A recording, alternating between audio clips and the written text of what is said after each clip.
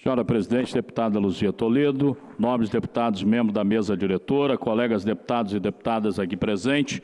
liderança que nos acompanha aqui das galerias, amigo telespectador que nos acompanha pela TV Assembleia e também pela TV Educativa e demais TVs que nos transmitem agora para o interior do Espírito Santo. Senhora Presidente, ao apresentar esse projeto, primeiro vislumbrei a possibilidade de fortalecer a defesa do consumidor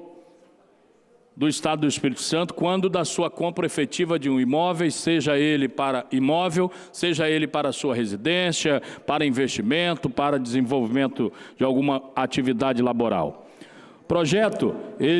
no seu artigo 1º, ele diz o seguinte: as escrituras públicas de venda e compra de bens imóveis, bem como todo e qualquer tipo de contrato de compra e venda ou promessa de compra e venda,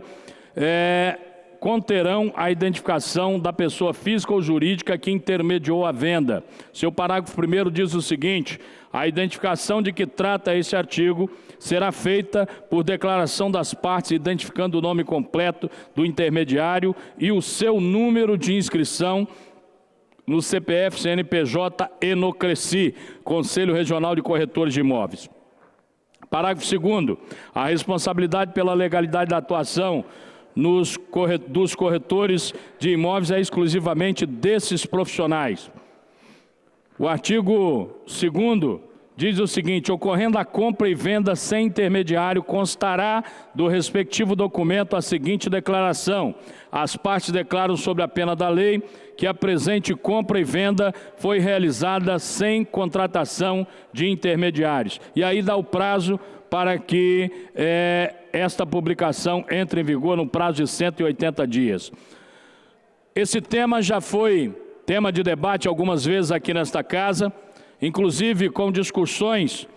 do projeto com os setores envolvidos com a regularização de escrituras de imóveis no Estado do Espírito Santo. O projeto que ora colocamos a exame dos senhores deputados, inclusive mereceu longo estudo apurado da Associação dos Notários e Registradores do Espírito Santo, ANOREG Espírito Santo, e Sindicato dos Notórios e Registradores do Estado do Espírito Santo, SINOREG, documento em anexo junto com o projeto. As organizações defendem a inclusão desse profissional, o corretor de imóvel, com a sua nomenclatura, o seu registro em cada contrato de compra e venda que seja efetuado no Estado. Ocorre, senhora Presidente, que o parecer técnico da nossa douta Procuradoria vem baseado na questão do vício de competência, naquele problema que sempre caímos, de que o Poder Legislativo não serve para nada a não ser para legitimar a questão da Lei de Diretriz Orçamentária do Governo do Estado, dos executivos, melhor dizendo, e aprovar o orçamento a ser executado pelos poderes executivos. Nós, baseado na legislação em que vivenciamos, aparenta-se que o Poder Legislativo Estadual é tão somente um órgão avalizador de iniciativas por parte do Poder Executivo. Eu cito aqui, senhora Presidente, a nossa Constituição Federal, aonde, como presidente da UNAR, como Vossa Excelência me anunciou ao vir aqui para o plenário, nós, enquanto entidade que congraça os 1.059 deputados estaduais do Brasil e as 27 casas legislativas, incluindo-se aqui a Câmara Distrital do Distrito Federal Brasília, nós vamos pleitear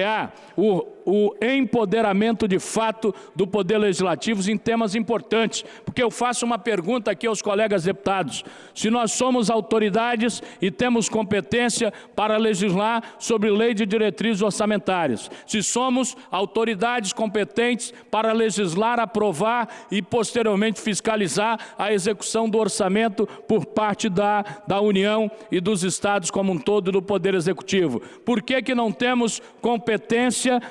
mesmo de forma concorrente, deputado Guerino Zanon, concorrermos em temas importantes quando se trata do que arrecadamos, dos impostos que nós arrecadamos de matérias tributárias. Então, nós temos uma força que muitas das vezes o Poder Legislativo se esquece que tem, inclusive constitucional, onde vou mostrar aqui para os colegas, no artigo 60 da Constituição, Artigo 60 da Constituição Federal.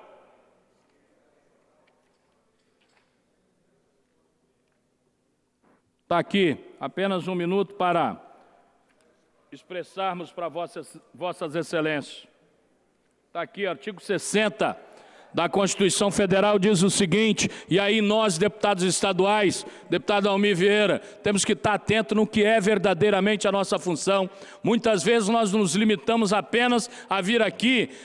deixar tramitar um projeto ou acabar com a sua tramitação. Deputado Dari Pagung, o artigo 60 da Constituição Federal diz o seguinte, a Constituição poderá ser emendada mediante proposta,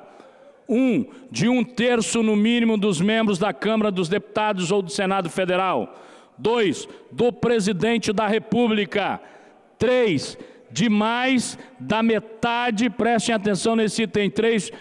do artigo 60, de mais da metade das Assembleias Legislativas das unidades da Federação, manifestando-se cada uma delas pela maioria relativa de seus membros. Então nós temos competência sim, inclusive para propor emenda à Constituição e tramitar no Congresso Nacional em regime de urgência.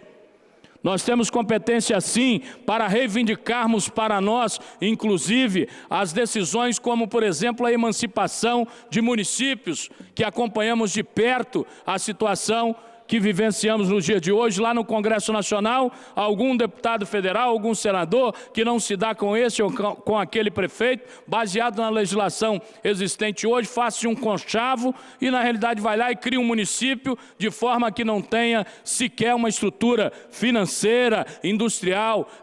orçamentária, para se tocar um novo município que possa surgir a nível de Estado. E quem conhece a realidade somos nós, os deputados estaduais, o poder local que conhece a situação econômica e estrutural de determinados municípios. Aqui está guardado na Constituição Federal o direito de nós legislarmos, deputada Janete, no Congresso Nacional, com a maioria de 15 Assembleias Legislativas do Brasil, apresentando proposta de emenda constitucional e também, deputada Luzia, vamos fazer enquanto unânime essa inserção junto ao Congresso Nacional. Ou eles nos devolvam às casas legislativas estaduais algumas de nossas autonomias, ou nós vamos, em conjunto com as Assembleias Legislativas do Brasil, começar a propor leis no Congresso Nacional que verdadeiramente interfiram nos estados e nos municípios, porque aí sim se fará um pacto federativo real e não a ilusão que vivenciamos de hoje, que a União fica com 70% dos nossos encargos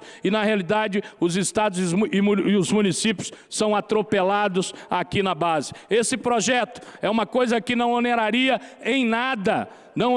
não vai onerar em nada, a não ser fazer constar em um contrato o nome de quem intermediou uma compra e venda de um imóvel de forma regulamentada pelo Conselho Regional dos Corretores de Imóveis. Por isso, eu peço a colaboração dos nobres deputados que votem contrário ao parecer da Comissão de Constituição e Justiça, porque quando se versa sobre direito do consumidor, e isso é um direito do consumidor, porque amanhã ou depois, quando se faz um negócio, e nós podemos presenciar aqui na Comissão de Defesa do Consumidor, que eu presidi e hoje presidida pelo deputado Gilcinho Lopes,